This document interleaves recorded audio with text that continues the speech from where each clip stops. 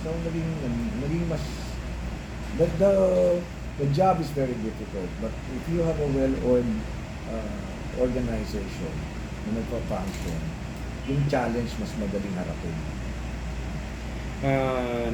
I remember nung deputy ka pa, you were all over, pero nung ngayon, did you ever expect na mangyari itong sa Israel? Dito wala ka naman dapat ikaw gugulat dito eh. Kung nasa OWA ka, dapat meron ka laging grace under pressure.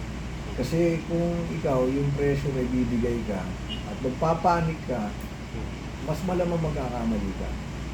Kasi yung institutional knowledge that you have, kailangan madali mo mabubunot. Anong gagawin mo sa ganitong sitwasyon? Yung bang area of concern, may tao ka ba? Anong ginagawa ng tao mo ron? At dapat alam mo rin yung dynamics ng lugar kung saan may conflict. Magkakaiba yan eh. Wala itong one size fits all na solution. So lahat yung kaalaman na yan will come into play when you come face to face with a conflict like what we are now facing in Israel. So, hindi na to question kung ina-expect ko ba to o hindi. Basta, i-expect mo lagi na may mangyayaring challenge na mas malaki kaysa doon sa nauna. And you better be prepared. So right now, besides Israel ba, may mga gulo rin sa Saudi na dapat mag-intervene? Sa Saudi Arabia, wala naman. Wala namang gulo na to batch what's happening in Israel.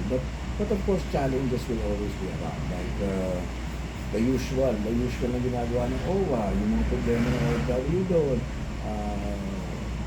mga naabuso, ang sasaktan, hindi pinapasahod, o kailangan umuwi, nagkasakit. Lahat yan, kailangan yung system ng OWA ay umaandar. Ang inaalis ko yung kailangan maka-institute dito ng nakasanayan nilang system, structure, na pagtapos ng term ko dito, kailangan maiwan yun at makasanayan ng tao na yun ang sumasagot. Kasi nasanay tayo nung, didiretso ko kay admin.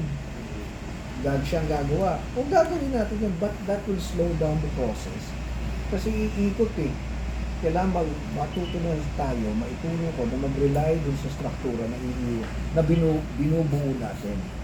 Like digitalization, kailangan nandun yan. We're very happy because we're working very, very well with the DICT. At talagang ina-upgrade na kami with the technologies that we need. Maganda yung relasyon. So, nakakatulong na malaki. So you're confident that when your term is up, yung system works? Oh, that's the dream. That's the dream. Kasali dyan yung sana mausimulan na namin yung OWA Global Headquarters na may processing shelter for our OFWs na nilipad. Inspeksyonin na muna namin kung ano-ano na naman nilagay sa maleta. Minsan meron dalang latik, may dalang bagoong. At siyempre, pagdating mo doon sa counter, magkakaroon pa ng pagtatalo. Diba? Ang gusto natin, pag sila ay lilipad, makalipad sila smoothly, mag-guide mo kung ano ba yung military time. Madalas siya, nagkakaroon ng problema dyan. Yung kanyang mga dalang papeles, at least may duplicate siya. That's what I want to do. Meron na kaming office doon, may processing hub, para isa-shuttle na lang namin sila doon sa airport. Bahala ko rin na mayroon sa aming diagnostic clinic doon. Basta, merong lugar ang OFW doon na they will feel very well taken care of. Saan sa airport? Malapit sa airport. And we're very thankful sa lahat ng mga legislators na sinusuportahan kami dito, and also the Department of Budget and Management, na lagi namang bukas yung ng opisina para sa makinig doon sa mga pangarap ng OWA for our OFWs. Siyempre ganun pa rin. Sila yung modern heroes. Ano yan eh. Imagine mo, you have almost 14 million Filipinos. 14 million? Yeah, working. Diba? It's a formidable number na hindi mo pwedeng baliwalain. Dapat nga itong functions ng mga ahensya na nangangalaga sa OFW, lalo yung palakihin. Kasi habang lumalaki sila, yung numero natin ng mga OFW sa blog, dapat lumalaki din yung nangangalaga. Diba?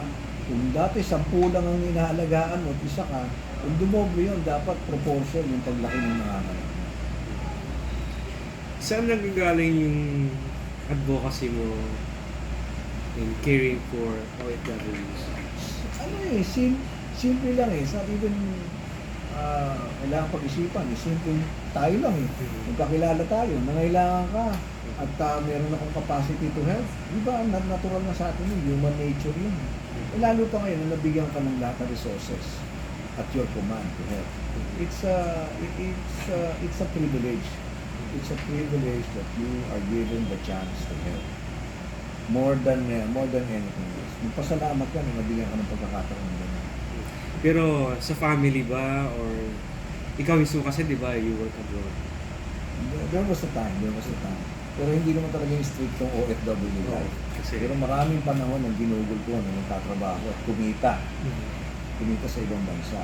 Diyan nagsimula yun eh. Nung kausap ko si Presidente Duterte pa doon, si dating Pangulo. Kinikwento ko sa kanya yung pag-handle ng sahod, ng pera, resources. Nakikwento ko sa kanya, kung alam mo yun, Mayor, Mr. President, ito pa ako mga OFW, hindi na ako maghawak ng pera, bili rito, bili doon, lahat ng pera pinadadala sa bahay. Ano yun eh, small talk between me and him. And malay ko ba namang iisipin niya, alam mo, ginanyan niya lang ako. Alam mo, baka mas mahusay ka sa OFW. Doon ka na nga. Ayun, napunta ako rito. Nakadaldalan ko. May hindi ko pa nga alam kung ano yung muntik akong gawing labat dati for Kuwait. Sabi ko, shit, value pa. Ito nga, ano kung yung labat, baka kakalaman sa mga Pangulo mo. And then, well, ilang taon na rin naman ako dito, natutunan ko na. So, more than an advocacy, it has become my life. Pang ilang year ni Digong nung nagkausap ko? 2018, ako nakarating dito. Second year. Tapos, it's an honor that President Bongbong Marcos Nakita niya na, pwede kong makasama to sa pamamahala niya. Saka nung kampanya, no, maingay ka. May iba. Maingay ka sa social media in support of DBM. Kasi, alam mo naman ako, ever since yun naman ako kilala ko, ano yung nasa isip ko, yun ang sasabihin ko. Ngayon, pigil na pigil siyempre ngayon dahil nandito ako sa government. Ito, marami mga hindi ka pwedeng gawin, hindi ka pwedeng sabihin. Pero, yung nature ko yun, nandito palang pigil na. Sumusunod lang ako. Paano yung entertainment career mo? Oo nga eh. Sabi ko nga, kasi under the management of Viva Pills mo naman din ako eh, kay Boss Vic. Sabi ko, pasulputin mo naman ako, Boss Vic, kahit simple lang ng mga roles sa pelikula. Namimiss ko rin eh. Namimiss ko mag-host, namimiss ko mag-sitcom. Kaya ito, tama-tama naman. Si Vilma Santos and Christopher De Leon, mayroong pelikula na lalabas, yung When I Met You. So, sumulat kami ng kaprasong scene para sa OFWs and Vilma Santos herself ang nag-dialogue ng, ikaw ba, bayad ka na ng OWA mo? Yan, ganda-ganda. So, ang OWA, sinuporta mabuti yung films. And we'll be having block screenings all over the world for this. Kaya, May schedule na. Before ano yan? sa Metro Manila Film Fest, ang simula. Ay, So, sa Tokyo. 25. Oo. Yan. Metro Manila Film Fest. Pero maganda kasi yung dami na naging kaibigan ko sa show business, they all come into play and purpose. Gaya ni Miss Vilma Santos na public servant din, na mahusay na public servant. So she understands my plight very well. So she threw in her support. So ang ganda kasi nagkakatugma-tugma yung mga kakayanan ng mga kaibigan mo before. At mukha naman naiintindihan din nila ako. So wala naman nagdadamot ng suporta. Pag pumupunta ka ba sa abroad, hindi ka pinapakanta ng Eh syempre kakanta ka rin. Dahil kahit naman hindi nila alam na marunong kang kumanta eh, basta kailangan may gawin ka rin na pinatutuwa nila. And ano pa rin ang nagagawa mo in show business, kung ma-merge mo sa public service, ano siya eh, synergistic siya eh. Kasi yung mga bagay na mahirap ipaliwanag, dumadali kapag ikaw ay taga show business. So ang ganda ng mixture.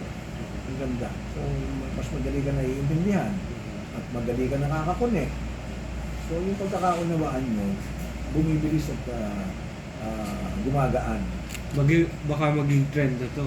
Alin? Showbiz personality sa OWA. Baka after your term. Marami naman tayo mga taga-show business na nasa politics yan. Although this is not a political position. Yun ang, ito talaga, ano to, subsuban sa trabaho to eh. Kasi kung ikaw ay nasa national government, hindi talaga ikaw ang boss. Marami kang mga authorities na you have to report to. Kaya you have to do your job very, very well. Plus the public fund. Sa changes na na-implement mo dito, ano yung unang-unang ginawa mo? Maliban sa CR? Yung simple na principle na, kasi ang trabaho ng OWA, nag-deliver ka ng care. So, kailangan yung nag-deliver ng care na yan, malakas yan. Hindi siya pwedeng mahina, tapos uubusin niya sa serbisyo. So, doon sa side na yon, doon ako magtatayo ng mga points of strength. Kailangan mo silang lalong paalagaan eh. You have to care for the carers. Para yung deliver niya ng sapat, yung kinakailangan ng kanyang aalagaan. So, una, environment, naayos natin. Kasi, tatrabaho ka, kung yung tsura ng environment mo, hindi conducive for work, dumodoble yung hirap. Mahirap na nga yung trabaho eh. So, pangalawa, kailangan nararamdaman nila na team kayo. Yung administrator, kilala ka, naiintindihan yung work mo, and united kayo dun sa goal mo. So, that gives most of the people in OWA confidence na gawin yung trabaho nila ng mahusay. Anong effect ng coffee shop?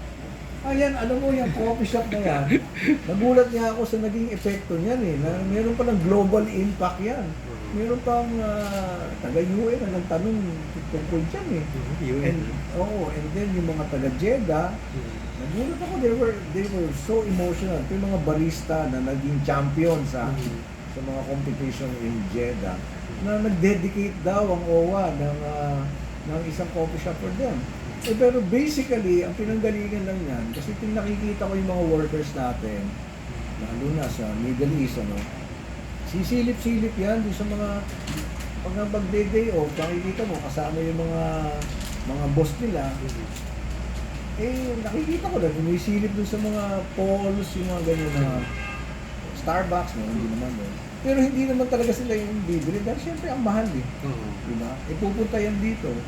May problema, i-welcome mo na with free coffee na hindi yung mabigyan mo lang ng kape, okay na. Hindi, pakita mo talaga na yung una, nag-invest ka ng makina na mahal, tapos yung presentation sa'yo ng coffee, katulad ng mga nakikita mo na mga pasosyal-sosyal lang ganyan sa isang baso ng kape, gusto ko maranasan nila. At dito, unlimited. You do not have to worry na mahal. Hindi na, sige, gusto mong mag-picture taking dyan, kaya pinaganda natin. Kasi nga, again, same principle, maganda yung environment mo, maganda yung pakiramdam mo. Maganda pakiramdam mo, mas maliwanag isip mo, mas madali yung usapan natin. Kaya wala ka na nakikita masyadong sibangot dun sa baba. Tapos may kantin pa. Yung kantin, yun naman, para sa empleyado. Alam mo naman, ang Pilipino, malaging kain ng kain. Unang-una mong connection sa Pilipino, tara, kain tayo. Kung yung kainan mo, para bang gusto mong layasan ka agad sa umaga pa lang, bukas sarado na. Ang pangit ng di ba? Ang pangit ka agad ng disposisyon ng mga empleyado kung gano'n. Kung di ba sa umaga, naaamoy mo yung bawang na ginigisa, umuusok yung sinangag. Medyo mabibigyan mo siya ng energy to go through their day, punong-puno ng challenges. Because bigyan mo siya ng, i-condition mo siya to work. Hindi mo pwedeng pilitin lagi ang tao without proper motivation. That's correct. Isa pa yung maganda nyo is yung operation center. Yung parang, Yes, oo. Diba, yung dati, ang itsura niya, kahoy-kahoy lang na, ano, nakakalat yung papel. Ano kang, puro problema na nga yung naririnig mo. Ang gulo pa nung itsura nung workplace mo. Kaya kita mo, ginawa natin mukhang call center, di ba? Oo nga. And 16. Oo. Para 16, para 20 slots yan. So, isa yung aircon, maliwanag, hindi sila nagsisiksikan, di ba? Meron ang kainan nila, hindi yung mga, ayoko ng mga kumakain ng ano eh. Yung bang habang nagtatrabaho, may plastic dito, tapos may kutsarang plastic para makakain na lang. Sasama, ayoko nakikita yun eh. Ayoko nakikita yung ganun. Pagka ganun kasi yung nararanasan ng empleyado mo, para ba siyang awang-awa sa sarili mo? Di ba? Eh kung ganun ang disposition niya, tapos sasabihin mo, humarap ka dyan at solvin mo yan, paano naman, ano naman mukha ang harap niya? Kaya mo, gulo-gulo buhok. You know, dapat yung tao mo kasi, bigyan mo siya ng room to be confident. Pati pag-aayos niya, encourage mo yun. Lalo na yung mga babae. Sabi ko, huwag kayong magkakalimot mag-ayos. Diba? Hindi kayo pwede kung ano na lang yung tirahin mo, gupit ang buhok mo, pare-pareho kayo ng lipstick, tapos ang iniisip mo lang yung trabaho. Hindi yan magdi-deliver ng mahusay na quality ng trabaho. Kailangan siya maayos siya. Kailangan siya maayos siya. Then they can work better. Parang may doctorate ka sa sa labor law. Basic lang eh, basic eh. Diba? Kahit naman tayo, kahit naman ako nasa show business, diba? Ikaw yung host. At siyempre naman may kwarto naman yung host mo. Alam ka naman, paupuin mo na sa isang monoblock yan habang magte-taping ng 7 hanggang 10 episodes. Pagod na pagod siya, hindi maganda yung delivery. So, alagaan mo yung artista mo, ay di magsashine, ganun din dito. Alagaan mo sila. And lalo pa na, you have to have a little, you have to have information, knowledge, hanggang kaya mo sa bawat isa sa kanila. It's good for you kasi nga dumagat pagiging deputy. Yung iba parang nilagay na lang dyan. Ay naku, mapalad nga ako na nasimulan ako sa PAGCOR na under Andrea Domingo, has been in government for the longest time. Alam niya. Marami kong natutunan sa kanya about the rigors of the system of government. And then napunta ako rito, nadala ko yung mga natutunan ko ron, and maraming mga galing dito eh. Natutunan ko dito sa pagpapasok ka sa kahit anong institusyon. Kailangan huwag ka munang magbarunong. Alamin mo na muna yung kaliwat kanan. Tsaka mo, pagka nag-gain mo na yung kanilang respect, tsaka ka mag-infuse ng mga nasa isip ko. And then hindi ka pahihirapan. Kesa yung dumating ka na, dating mo, akong magaling, kayo hindi lahat. Puro kaaway ang aabutin mo. Kung sa katutak ang kaaway mo, paano aandar yung institusyon? Hindi mag-aaway lang kayo araw-araw. Diba? So, sa nakikita sa'yo, yung leadership, yung efficiency, effectively as a leader, dapat sa'yo mas mataas pa. Hindi ko alam. Dito kasi nasiyahan ako dahil and dito, ini-encourage ko dito ang healthy disagreement. Because people who are intelligent will have their arena for expression. If you encourage debates, basta yan, sabihin mo, sige, magtalo kayo dyan, antayin ko kayo, ako nagkakape rito, bigyan ko kayo kunyari, 30 minutes to discuss, sigit-sigit lang ako ng una. Then I get the best decision. I get to be